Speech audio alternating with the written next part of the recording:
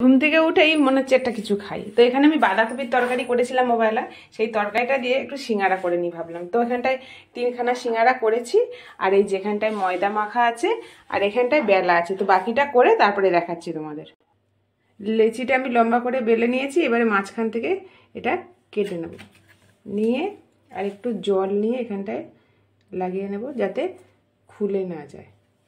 এই যে এরকম করে লাগিয়ে নিলাম, খিলিটা আমার তৈরি হয়ে গেল।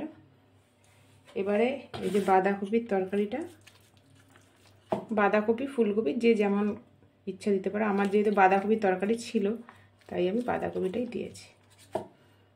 এবার অল্প করে তরকারি দেবো যাতে আটকানোর সময় খুলে না যায়।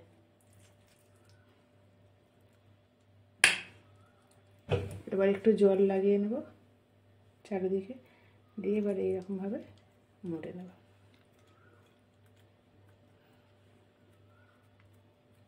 আমার সিঙ্গারা রেডি। ওগুলো সিঙ্গারা আমি রেডি করে নিয়েছি, আর এখানটায় কড়াই তেলও বসিয়ে দিয়েছি। তো একে একে সব সিঙ্গারাগুলো আমি ছেড়ে দেবো। বেশি গরম তেলে ছাড়বো না, মোটামুটি হালকা গরম। তো আমারটা একটু গরম হয়ে গেছে।